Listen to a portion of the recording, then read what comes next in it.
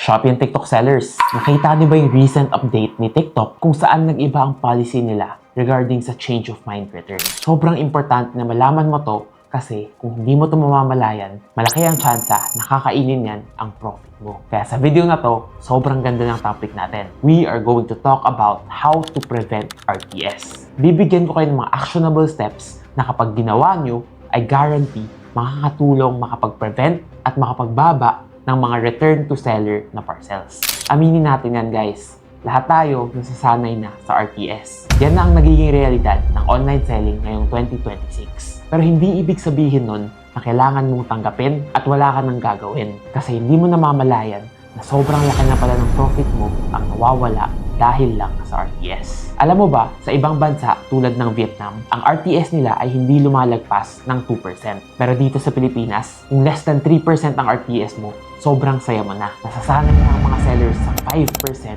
RTS. At ang pinakamasakit dyan, hindi alam ng mga sellers na sobrang laki ng 5% na yan. By the way, sa mga hindi pa nakakilala sa akin, I'm Rich Montan, founder of Ecom Accelerator. Sa company namin, we help Shopee and TikTok sellers scale their stores to millions of sales. Kaya kung nahihirapan ka sa e-commerce mo, reach out sa page namin and bibigyan ka namin ng free store consultation. This is my gift to you and it is 100% free. Anyways, balik tayo sa topic. Kaya kung nahihirapan ka pataasin ng benta mo, I want you to send YouTube free sa Ecom Accelerator page and bibigyan ka namin ng free store consultation and that is my gift to you. Anyways, let's get back to the topic. Before ko i-discuss sa inyo mga actual na strategies na pwede ninyong gawin, I want to first explain to you kung bakit nga ba sobrang daming RTS sa Pilipinas. And one of the main reasons is because Philippines is a heavily COD country. Ibig sabihin, hindi kailangan magbayad ng buyer until dumating ang parcel. At dito na lumalabas ang problema kasi sobrang daming buyers ayaw tanggapin ang parcel. And actually, there are so many reasons kung bakit. Walang magbayad, nag-order ng impulsive,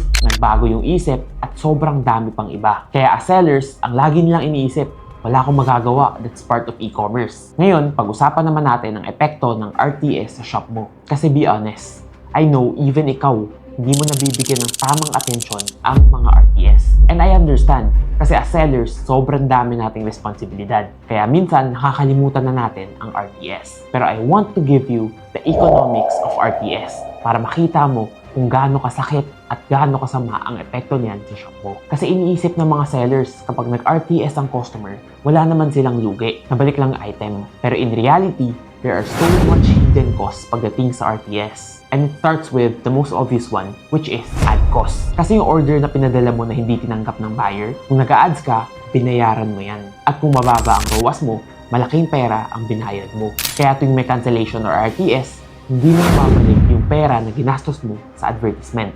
Lugi na agad yan. Pangalawa, sa mga orders na pinapadala mo, sigurado ko may packaging cost ka pa dyan. May waybill ka, may bubble wrap ka, may pouches ka, may tape ka, may labor ka, at sobrang dami pang iba. Hindi mo na rin makukuha ang cost mo dyan. Kaya lugi na rin yan automatically. Pangatlo, shipping. With the current update ni TikTok, ngayon yung mga RTS, yung shipping pabalik, ikaw na rin ang magbabayad. So to put it into context, imagine mo na 100 pesos ang isang item mo. Gumastos ka ng 20 pesos para bumili yung customer. Yan yung advertisement cost mo. Nagdagan pa natin ng 5 pesos para sa labor cost. And then with the current update of TikTok, kapag 36 pesos ang shipping papunta at 36 pesos ang pabalik, and if you add all that together, that is already 97 pesos. 97 pesos ang lugi mo for a 100 pesos item. And that's assuming na hindi nawala or hindi nanakaw yung item. Can you imagine? 97 pesos ang lugi mo sa isang 100 pesos na item. At kung 10 pesos lang ang profit margin mo,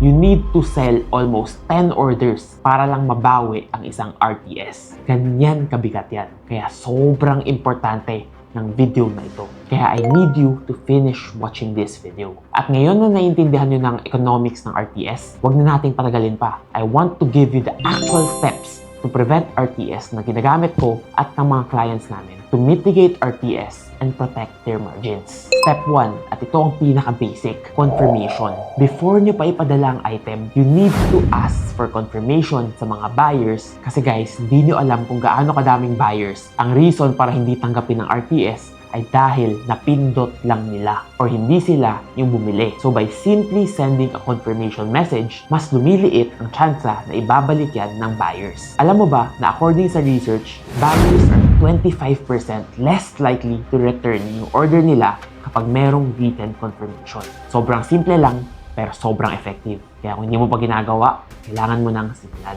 Now, pag-usapan naman natin ang step 2, which is communication sa bawat hakbang. Sa Pilipinas, merong psychology na kapag hindi mo kinakausap ang buyer, nawawala ang interest at commitment nila. Pagka-place nila ng order, after 5 days, nakalimutan na nila yung order na binili nila. At ito ang tinatawag namin sa Ecom Accelerator as the commitment loop. Kailangan palagi mong ina-update ang buyers mo after nila mag-order, before mo i-ship yung item, and on the actual day of delivery. This simple message serves as a reminder to your buyers na meron silang ganitong orders. By doing that, mas nakakapaghanda yung mga buyers ng pera, mas malaki din ang tsansa na ibibilin nila sa mga tao sa bahay nila yung order nila. And last but definitely not the least is that you can use that as evidence kapag nag-dispute ka ng mga RTS. But we'll get more into that later. Which brings us to step 3, which is proactive tracking. Sobrang daming sellers, iniisip nila pagka-ship ng item, tapos na ang trabaho nila. Pero dyan kayo nagkakamali. As sellers, kailangan proactive ka sa pagtatrack ng orders mo. Nasaan na ba to? May delay ba? May issue ba sa courier? Ikaw yung gumagawa ng action. Hindi mo inaantay ang update ng buyers. Kasi kung hindi mo tinatrack yan, hindi mo malalaman na may problema up until mabalik na sa'yo ang item. Now, naiintindihan ko as sellers, sobrang hirap i-track yan lahat. Kaya meron akong isang template for tracking RTS that you can use daily at sobrang dali lang ito. Ang kailangan mo lang gawin ay comment template sa comment section and send me a message on Facebook. Ibibigay ko sa'yo ito ng libre. Step number 4. You need to ship orders as soon as possible. Sobrang simple lang ng reason for this, and there's actually a scientific behavior dito. Ang excitement ng buyers ay pinakamataas in the moment that they purchase. At habang tumatagal, paliit ng paliit, pakunti ng pakunti ang excitement ng mga buyers. Kaya kung sobrang tagal mo i-ship out ang item, ang resulta ay bumababa ang commitment ng mga buyers, which leads to higher RTS. Kaya as sellers, kailangan mong i-ship ang orders within 24 hours. If you can do it faster, even better. Because believe me when I tell you, yung mga buyers na nag-order ngayon at nakuha na nila bukas ang item nila, sobrang laki ng tsansa na walang RTS na mangyayari. Feedback loop. Alam mo ba na may mga RTS na hindi talaga kasalanan ng customer at ng logistics? Ang may kasalanan, baka yung supplier or yung manufacturing mo. So tuwing may RTS na nangyayari, as sellers, kailangan mo tanungin yung buyers kung bakit hindi nila tinanggap or binalik ang item. By doing this, maniwala ka sa akin, marami kang makukuha na feedback that you can use to improve your customer buying experience. Baka hindi mo namamalayan, nag-RTS pala yung customer kasi masungit yung customer representative mo. And sinasabi ko sa'yo to, based on actual experience ng isa sa mga clients namin. Kaya kung isa kang seller na nakakatanggap ng maraming RTS, you need to use this as feedback on your product, your service, at sa store mo. At makakatulong yan sa pagbaba ng RTS. Step 6. Kailangan mo ng malinaw na return policy. Bago pa mag-order yung customer mo, dapat nakikita na nila sa description or sa shop mo na kapag no return, no refund. Simple lang ang message. Hindi pa sila sigurado, huwag muna silang mag-order. Pwede mo rin tong ilagay sa auto-reply message mo sa Shopee or sa TikTok. And lastly, if you want to take it a step further, pwede kang mag-print ng maliit na card at ilagay mo sa loob ng parcel para makikita yan ng customers mo. You can also ask them to take a video of the product before nila i-return so that you can use that as evidence in your dispute later. And the last but definitely not the least, step 7 is you need to dispute every single RTS na pumapasok sa store mo. Sobrang dami kong seller na nakakausap. Yung mga RTS nila, hinahayaan lang nila at hindi nila dinidispute. Ako na mismo ang nagsasabi sa inyo. Kailangan nyo i-dispute ang lahat ng RTS. Whether may evidence man kayo o wala, kailangan mo pa rin gawin yan. Kasi even if 10% lang ang success rate mo sa disputes, that's a 10% RTS prevented which could have eaten your profit. At kapag sinundan mo ang lahat ng step na binigay ko sa'yo, meron ka ring sobrang daming evidence mula sa buyer confirmation,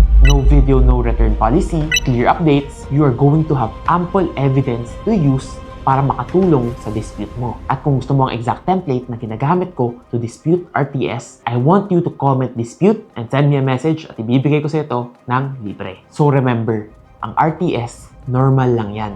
Masakit sa ulo, pero hindi pwedeng pabayaan. Kasi kung hinayaan mo, that is one of the single biggest profit killer sa e-commerce. Bawat failed delivery, 30 to 40% ng selling price mo ang nawawala. Meaning nun, kailangan mo makabenta ng 1 or 2 orders para lang mabawi yung isang RTS mo. At habang lumalaki ang business mo nang wala kang tamang sistema sa RTS, lumalaki ang lugi mo to the point na you're losing hundreds of thousands every single month dahil lang sa RTS. Pero here is the good news. Kaya mong ma-solve or at least ma-prevent ang RTS by doing the things that I just outlined to you. Anyways, that's all for today's video. If you like this type of video, I want you to comment more so that I know that you like this and I will create more. Also, ginagawa ko tong mga video na to ng libre. Kaya kung pwede kang mag-comment or mag-subscribe, I would super appreciate that. And as always, keep learning, keep growing, and I'll see you in the next video.